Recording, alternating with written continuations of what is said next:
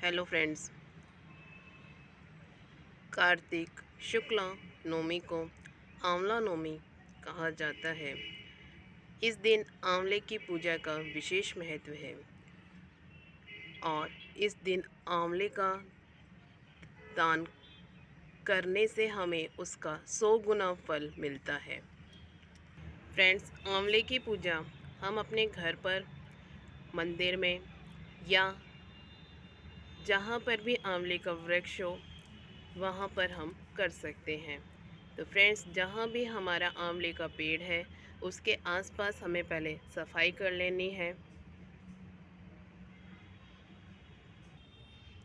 सफाई करने के बाद में हमें थोड़ा सा आंगन में चौका लगा लेना है। चौका आप गेरू, हल्दी से लगा सकते हैं। अगर आप चौका नहीं लगाना चाहते तो आप जल के छींटे भी लगा सकते हैं।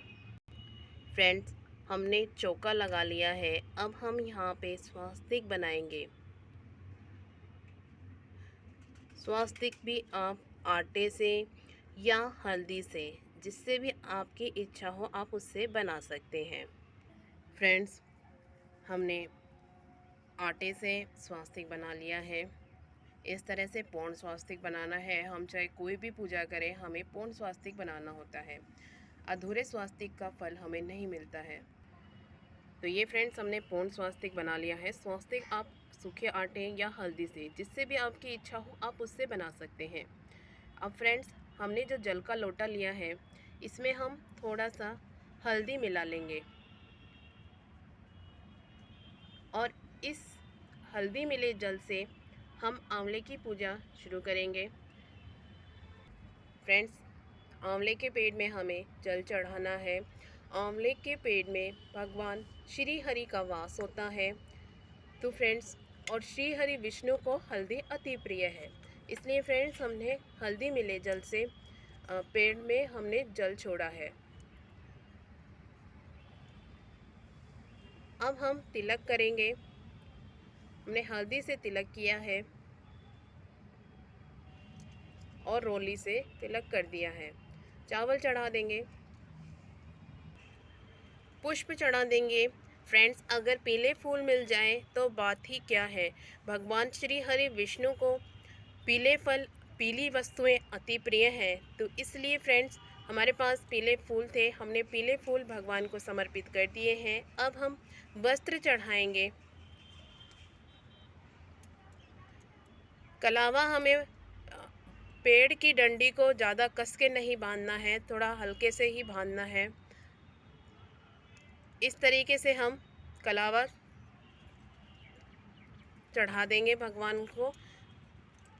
फ्रेंड्स, कलावा हमने चढ़ा दिया है और कलावा हम 9 चक्कर लगा सकते हैं। आंवला नवमी पे 9 के अंक का विशेष महत्व है, तो इसलिए हमने 9 चक्कर कलावे के भगवान को समर्पित कर दिए हैं। अब हम भोग लगा देंगे। भोग लगा के हमें पेट में नहीं छोड़ना है। पेट से हमें भोग को एक बार ऐसे इस तरीके से चढ़ा के वापस हटा लेना है, क्योंकि पेट में चींटियाँ लग जाती हैं। और फ्रेंड्स, अब हम फल समर्पित करेंगे।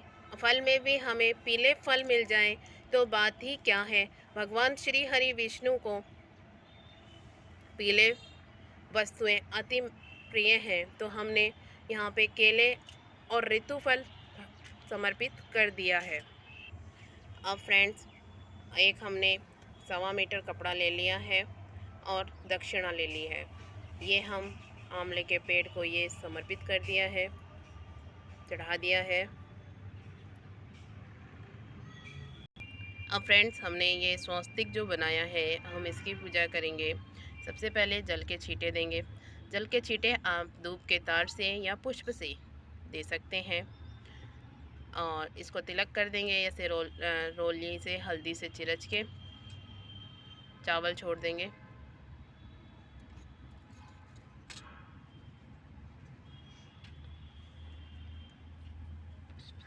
पुष्प चढ़ा देंगे, वस्त्र चढ़ा देंगे, यानी कि मौली कलावा, और मिष्ठान भी चढ़ा देंगे। मिष्ठान में आप कुछ भी ले सकते हैं, हमने पतासे लिए हैं, गुड़, या आप कोई अलग से कोई चीज़ भी बना सकते हैं घर पे, हलवा, खीर, चूरमा, कुछ भी आपकी इच्छा हो आप वह बना सकते हैं। अब फ्रेंड्स, दीपक ले लिया है हमने, ये हमने एक बाती का दीपक लिया है। आप यहाँ पर 365 बाती का दीपक भी प्रज्वलित कर सकते हैं। 365 बाती का दीपक हम आंवला नवमी को आंवले के वृक्ष के समक्ष प्रज्वलित कर सकते हैं, जिससे हमें पूरे साल का पुण्य प्राप्त हो सकता है। फ्रेंड्स, अभी हम एक बाती का दीपक प्रज्वलित करेंगे। फ्रेंड्स, दीपक हमने प्रज्वलित कर लिया है। अब हम दीपक का पूजन करेंगे। दीपक को तिलक करेंगे। तिलक आप इस तरीके से भी कर सकते हैं और दीपक को चिरच के भी कर सकते हैं। अब चावल छोड़ देंगे, मिष्ठान का भोग लगा देंगे।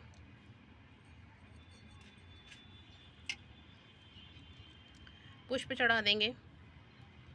इस तरीके से वस्त्र चढ़ा देंगे। फ्रेंड्स, इस तरीके से हम दीपक की पूजन कर सकते हैं। ये हमने एक बाती के दीपक का पूजन किया है।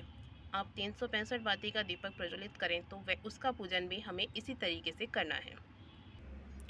फ्रेंड्स, हमने दीपक का पूजन कर लिया है। फ्रेंड्स, ये हमने एक जोड़े के कपड़े लिए हैं, यानी कि जेंट्स और लेडीज़ के कपड़े, आदमी और औरत के कपड़े। फ्रेंड्स, हमने इसमें दोनों के कपड़े और लेडीज़ का सुहाग का सामान लिया है और इसके साथ में हमने दक्षिणा ली है, क्योंकि आंवले नवमी के दिन आंवले के वृक्ष के नीचे भोजन कराने का अत्यधिक पुण्यदायक फल होता है और हमें भी आंवले के वृक्ष के नीचे ही भोजन करना होता है आंवला नवमी के दिन। और एक आंवला तो घर के प्रत्येक सदस्य को उस दिन सेवन करना होता है। तो फ्रेंड्स, ये हमने ब्राह्मण ब्राह्मणी को देने के लिए या कोई पंडित पंडितानी जी हो तो उनको दे सकते हैं, या आंवले के वृक्ष के नीचे भोजन कराकर, या आपके घर में कोई बड़े हैं, आपके सास ससुर, ननद नंदोई, जेठ जिठानी, उनको भी ये सामान दे सकते हैं।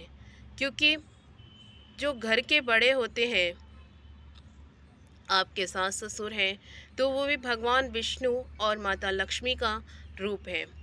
तो ये फ्रेंड्स, हमने दक्षिणा के साथ में कपड़े ले लिए हैं। और फ्रेंड्स, हमने जो भगवान श्री हरि के लिए वस्त्र लिया है, इसके साथ भी दक्षिणा ली है। फ्रेंड्स, दक्षिणा हमें पूजा में ज़रूर रखनी होती है। हमारी पूजा में रही कमियों को दक्षिणा पूरा करती है। तो फ्रेंड्स, इस तरीके से हमने आंवले की और दीपक की पूजा की है। अब फ्रेंड्स, ये हमने आंवले ले लिए हैं। अब हम एक एक परिक्रमा करते जाएंगे और एक एक आंवला वृक्ष में छोड़ते जाएंगे। इससे हमारी परिक्रमा की गिनती आसानी से हो जाएगी। फ्रेंड्स, हमें कम से कम 9 परिक्रमा आंवले के वृक्ष की ज़रूर करनी है। हो सके तो हम 108 परिक्रमा भी आंवले के वृक्ष की कर सकते हैं। आंवला नवमी पर परिक्रमा का विशेष महत्व होता है।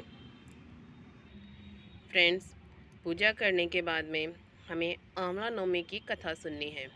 कथा सुनने से पहले हमें हाथ में पुष्प या चावलों के दाने ले लेने हैं, क्योंकि खाली हाथ कथा नहीं सुनी जाती है।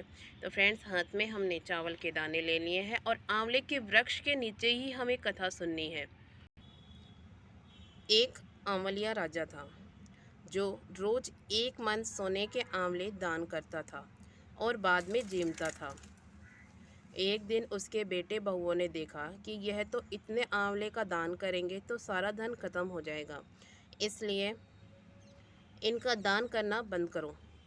एक पुत्र आया और राजा से बोला कि आप तो सारा धन लुटा देंगे, इसलिए आप आंवले का दान करना बंद कर दो। तब राजा और रानी उजाड़ में जाकर बैठ गए। वह आंवलों को दान नहीं कर सके, इसलिए उन्होंने कुछ भी नहीं खाया। तब भगवान ने सोचा कि अगर हमने इनका सत्य नहीं रखा तो दुनिया में हमें कोई नहीं मानेगा। तब भगवान ने सपने में कहा कि तुम उठो और तुम्हारे पहले जैसी रसोई हो गई है और आंवले का वृक्ष लगा हुआ है, तुम दान करो और जीम लो। तब राजा रानी ने उठकर देखा तो पहले जैसा राजपाट हो गया है और सोने के आंवले वृक्ष पर फैले हुए हैं। तब राजा रानी 1.25 मन आंवले का दान करने लगे। उधर बहू बेटे से के अन्नदाता का बैर पड़ गया। आसपास के लोगों ने कहा कि जंगल में एक आंवलिया राजा है, सो तुम वहां चले जाओ तो तुम्हारा दुख दूर हो जाएगा। वे दोनों वहां पहुंच गए। वहां पर रानी अपने बेटे और बहू को देखकर पहचान गई और अपने पति से बोली कि इन लोगों से काम तो कम कराना और मजदूरी ज़्यादा देना। एक दिन रानी ने अपनी बहू को बुलाकर कहा कि मेरा सिर धोकर नहला दो।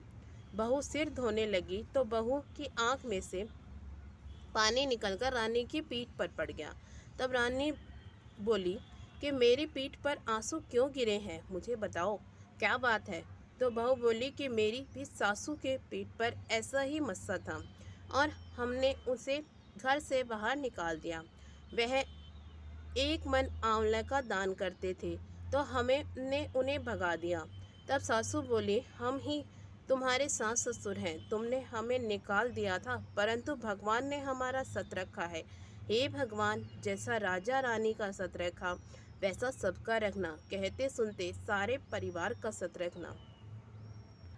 फ्रेंड्स, ये आंवला नवमी की कथा कहानी हमने सुनी है।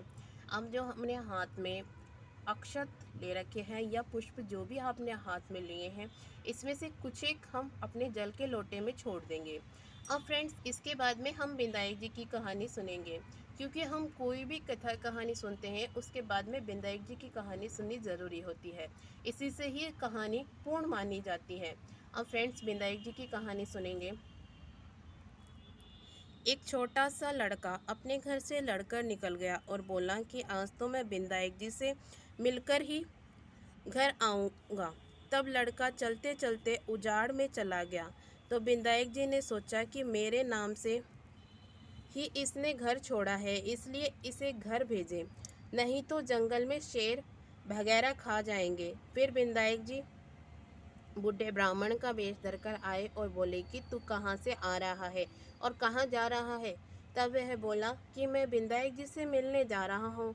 तब वह बोले कि मैं बिंदाई जी हूँ, मांग तो क्या मांगता है, परंतु एक बार ही मांगियो। वह लड़का बोला कि क्या मांगो, बाप की कमाई हाथी की सवारी, दाल भात मुट्ठी परोसे, ऐसी स्त्री हो जैसे फूल गुलाब का। तो बिंदाई जी बोले कि लड़के, तूने तो सब कुछ मांग लिया, जा तेरे ऐसा ही हो जाएगा। फिर वह लड़का घर आया तो देखा एक छोटी बेननी चौकी पर बैठी है और घर में बहुत धन हो गया। तब वह लड़का अपनी माँ से बोला कि देख माँ, मैं कितना धन लाया हूँ, बिंदाई जी से मांग कर लाया हूँ। हे बिंदाई जी महाराज, जैसा उस लड़के को धन दिया वैसा सबको देना, कहते सुनते अपने परिवार को धन देना। फ्रेंड्स, ये हमने अक्षत्र अपने हाथ में लिए हैं या आपने पुष्प लिए हो तो ये हमको आंवले के वृक्ष में छोड़ देने हैं, जल भी हमें आंवले के वृक्ष में छोड़ देना है। फ्रेंड्स, इस तरह से कहानी सुनने के बाद में हमने अक्षत्र और जल वृक्ष में छोड़ दिया है। इसके बाद हमें हाथ जोड़ के प्रार्थना कर लेनी है। हे भगवान, आप हमारे पूजा को स्वीकार करें, हमारे से कोई त्रुटि भूल हुई हो तो उसे क्षमा करें, हमें सुख सौभाग्य प्रदान करें, अपनी कृपा दृष्टि हमारे पे हमारे परिवार पे बनाए रखना। इस तरह से हम भगवान श्री हरि विष्णु से प्रार्थना कर लेंगे। क्षमा याचना करने के बाद में फ्रेंड्स, ये हमने जो भोग प्रसाद भगवान को चढ़ाया है, ये घर के सभी सदस्यों को हम बांट लेंगे और ख़ुद भी ग्रहण करेंगे। साथ ही हमने जो आंवले लिए हैं इनका हमें दान करना है। फ्रेंड्स, कम से कम हमें 9 आंवले तो दान करने ही हैं, क्योंकि आंवला नवमी पे 9 का विशेष महत्व होता है। और जो ये हमने सामान लिया है ये हमें आंवले के वृक्ष के नीचे भोजन कराकर